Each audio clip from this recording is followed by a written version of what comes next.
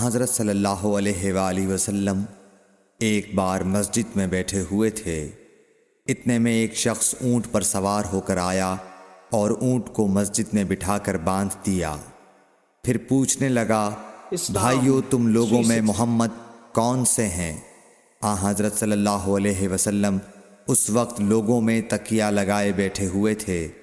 ہم نے کہا، حضرت محمد صلی اللہ علیہ وسلم یہ سفید رنگ والے بزرگ ہیں جو تکیہ لگائے ہوئے تشریف فرما ہیں۔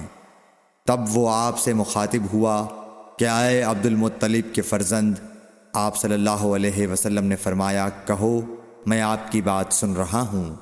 وہ بولا، میں آپ سے کچھ دینی باتیں دریافت کرنا چاہتا ہوں اور ذرا سختی سے بھی پوچھوں گا تو آپ اپنے دل میں برا نہ مانیے گا۔ آپ صلی اللہ علیہ وسلم نے فرمایا، نہیں، جو تمہارا دل چاہے پوچھو۔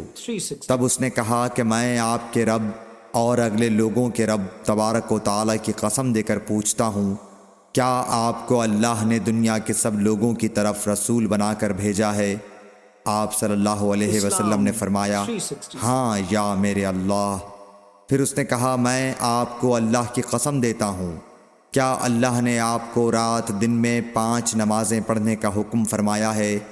آپ صلی اللہ علیہ وسلم نے فرمایا، ہاں یا میرے اللہ۔ پھر کہنے لگا، میں آپ کو اللہ کی قسم دے کر پوچھتا ہوں کہ کیا اللہ نے آپ کو یہ حکم دیا ہے کہ سال بھر میں اس مہینے رمضان کے روزے رکھو؟ آپ صلی اللہ علیہ وسلم نے فرمایا، ہاں یا میرے اللہ۔ پھر کہنے لگا، میں آپ کو اللہ کی قسم دے کر پوچھتا ہوں کہ کیا اللہ نے آپ کو یہ حکم دیا ہے کہ آپ ہم میں سے جو مالدار لوگ ہیں ان سے زکوٰۃ وصول کر کے ہمارے محتاجوں میں بانٹ دیا کریں؟